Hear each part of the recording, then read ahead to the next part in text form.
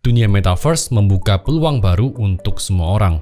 Dunia yang dulu hanya ada dalam angan-angan, cuma ada dalam novel dan film science fiction, sekarang udah bisa diakses oleh banyak orang. Karena ini adalah dunia baru, pastinya perlu banyak workforce dengan keterampilan yang beda dengan dunia nyata. Video ini dipersembahkan oleh Peluang.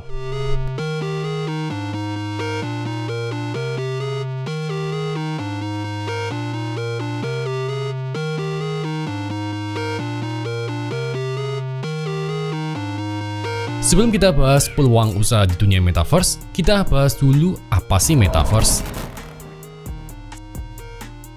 Metaverse itu dunia virtual yang punya tatanan sosialnya sendiri, punya ekonominya sendiri. Istilah metaverse pertama kali dicetuskan oleh novel science fiction, yaitu Snow Crash di tahun 1992.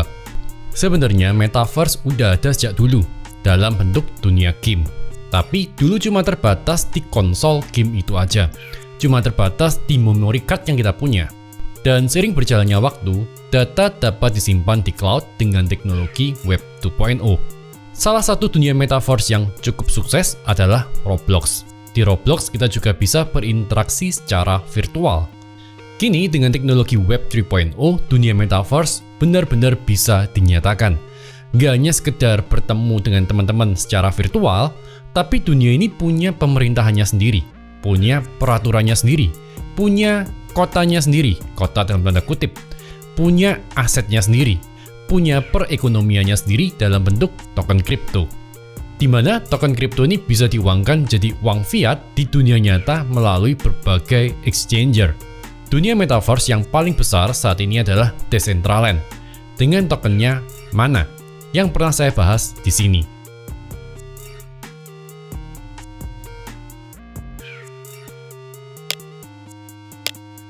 Jadi dunia virtualnya pun nggak berupa kartun, tapi akan tampak lebih nyata.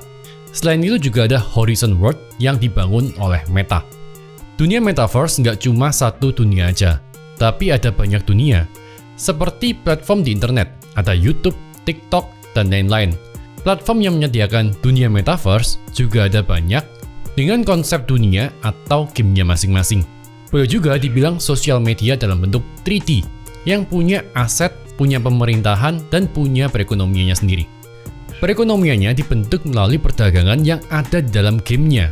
Misalnya nih, jual beli tanah virtual, jual beli item, fashion, dan lain-lain.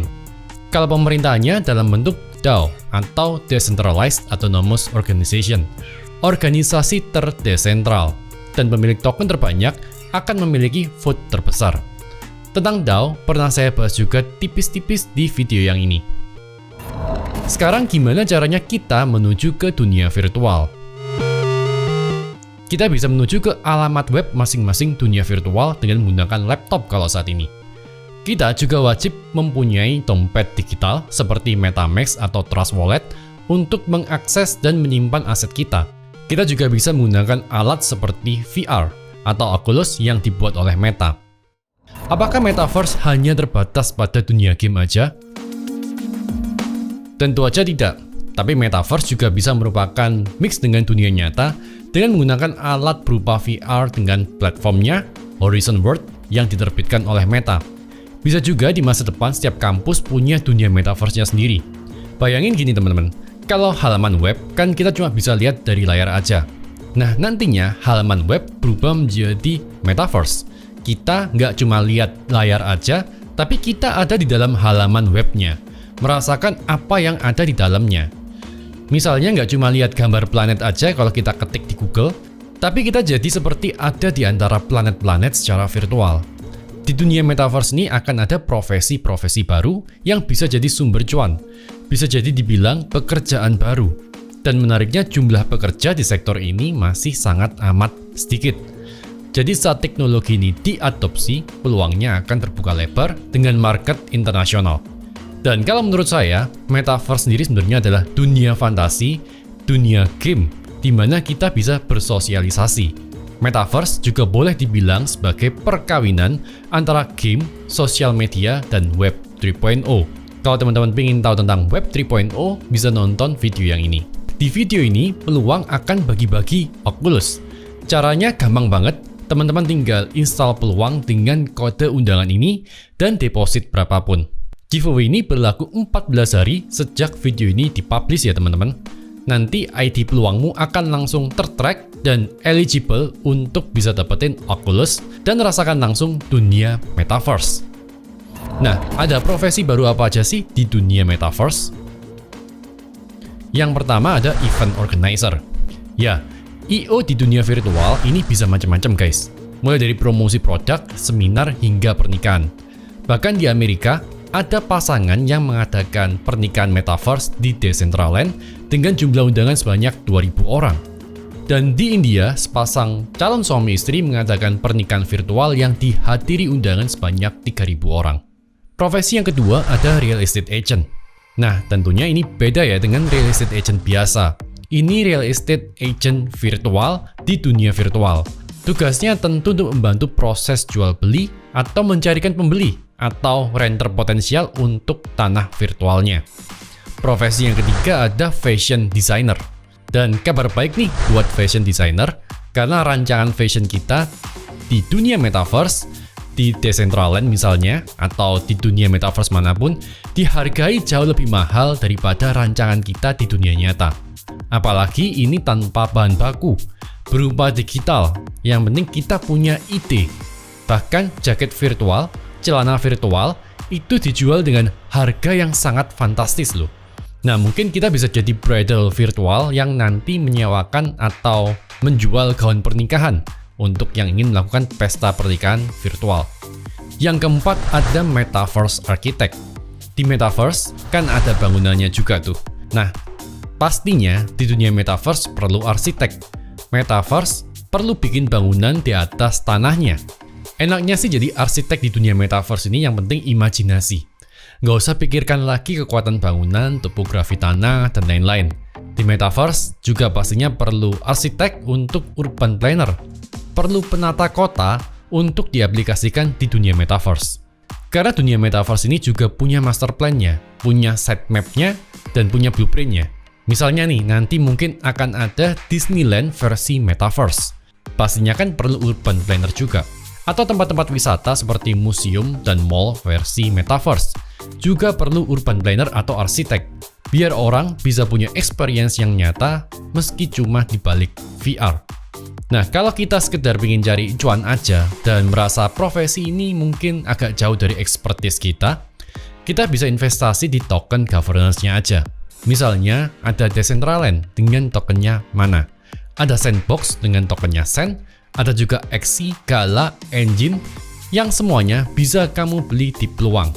Dan Peluang ini beda banget dengan exchanger lain, yang pada umumnya pakai sistem order book yang ribet.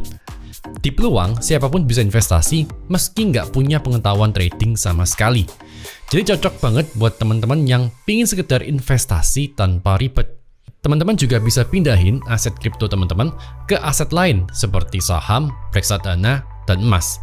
Semuanya dengan eksekusi secepat kilat. Yang kelima ada Metaverse Investment Planner.